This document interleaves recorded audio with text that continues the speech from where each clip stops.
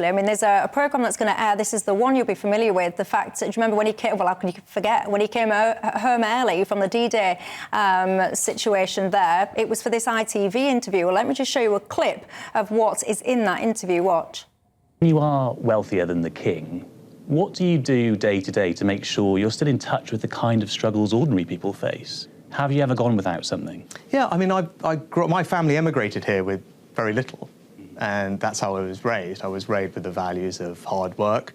What did you go without as a child? We went out with lots of things, right? Because my parents wanted to put everything into our education, and that was a priority. So what sort of things had to be sacrificed? Lots of things, right? So, Can you give me an example all of something? sorts of things. So, like lots of people, there'll be all sorts of things that I would have wanted as a kid that I couldn't have, right? Famously, Sky TV. Okay. So that was something that we never had growing up, actually. But it was lots of things. But again, that's my experience is obviously going to be what my experience was, what is more important in my values and how I was raised. And I was raised in a household where hard work was really important. You had to work very hard, and family was important, service to your community was important.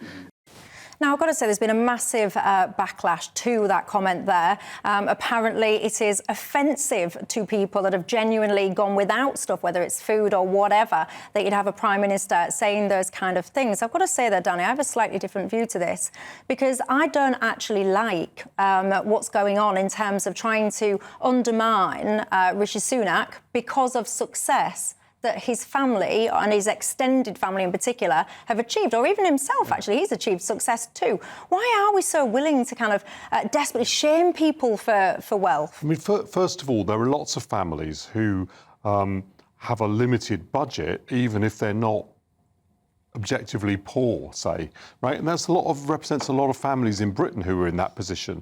And actually, you know, I can relate to that. I think I was the son of somebody quite similar. You know, my dad was an academic, my mum was a teacher, and we certainly didn't go without many of the essentials. We had a lovely life, but at the same time, we didn't buy things like Sky Television. So I understand exactly the sort of things that he's aiming at. In other words, it's people who've got, there's a limit to what you can spend, but you're not objectively, of course, poor. But my father actually was born into a lot of money. His father did so well in the iron and steel business. He was known as the Iron King. He was very wealthy. And when the Soviets moved into his home city of Lvov, he was accused of strengthening the might of capitalist Poland and sent to the Gulag for being an anti-social element, where he lost everything. He came to this country. They lived on a small house on the Hendon Way near Brent Cross Shopping Centre, and where Brent Cross Shopping Centre ultimately was. They had nothing. And this was all because people thought that rich people, the Soviets thought that rich people were part of some secretive elite that was undermining the will of the people. This is very dangerous thinking. So, yeah, I worry when anyone gets othered, even for their privileges, because unquestionably my father was brought up in a very privileged way, and I think it's a language we ought to avoid. Yeah, do you agree? Yeah, I'll just say, Danny, I just got back from Lviv, which we used to call Lemberg. I don't know if I was there for 10 days in Ukraine. It'd be interesting to see where your family lived. You know, this is all, you know, the emptiness of this election is reflected in the emptiness of the moral outrage in relation to all this stuff, Michelle. So, for example, Boris, at the last election, he was educated at Eton, but he had a common touch. He could communicate with people. Churchill was at Harrow. That was never... Attlee was a public school boy. Tony Blair was a public school boy, all from wealthy families. And that's not the point. I think what we've got to look at is the utter ineptitude of Rishi Sunak as a politician. His inability to connect, his inability to... But then do you think his wealth is contributing to that? No, well, people would say this. I'm saying that's not the point. The point is he has enormous inadequacies in actually functioning as a democratic politician due to his inability to connect. It's also because the Conservative Party is so far behind in the polls, and so what's now happening is everyone's trying to find pictures and stories to accompany the overriding story, which is the Conservative Party's losing the general election. Well, and so, you know, if I asked you what was Keir Starmer doing today, or what did he say in his interview, nobody has the foggiest idea, because nobody's actually that interested in that story. I don't think he's all that you know, he has lots of great things to say. There's lots of great things to say about Keir Starmer's intelligence and integrity, as there is about Rishi Sunak's, by the way. But he's also not a great politician either. At the moment, nobody's that interested in that because the story's all about the Conservatives. So what I would mainly say about that Sky remark, I think Maurice and I are really agreeing with each other here, how incredibly banal that is, really. I think you're picking up the most important point about it, which is this attempt to other people because of their wealth. That is definitely of importance and worthwhile talking about. But as an election event, really, are we going to choose the Prime Minister on the basis of whether or not they are slightly maladroit in answering a fairly silly question?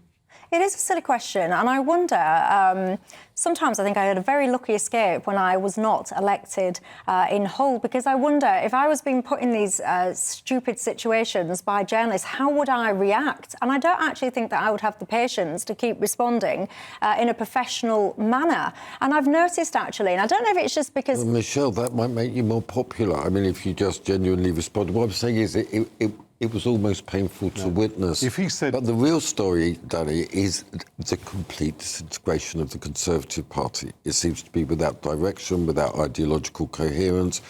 I've never witnessed, actually, a party disintegrate like this in real time. And this is without Labour generating any enthusiasm. I mean, you remember 97, you were around then. Whatever you say, there was a genuine sense of energy and direction about Tony Blair and New Labour.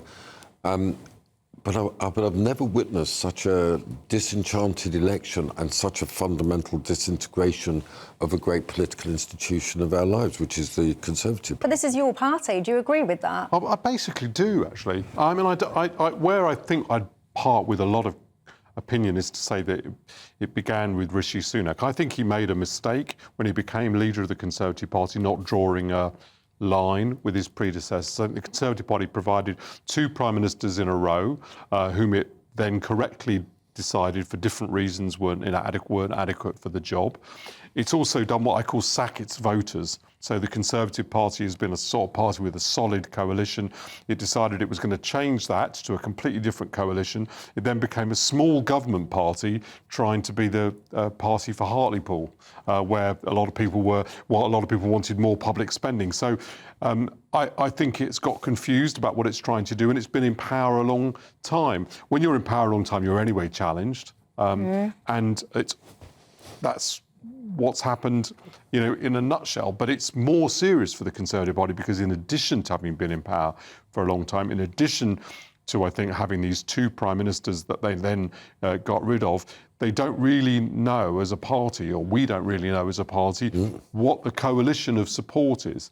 The big interesting question is whether that will then happen to Labour in 5 to 10 years' time as well, that it would build this coalition that's so broad, like the one Boris Johnson built in 2019, that it no longer knows exactly who it stands for. See, I wonder, and perhaps you can tell me your thoughts on this after the break, whether or not the Conservative Party, people like Rishi Sunak, etc., must kind of just regret the day that they ever orchestrated the kind of kicking out of Boris Johnson. I wonder if they could turn back time, whether they perhaps would do things differently. I'll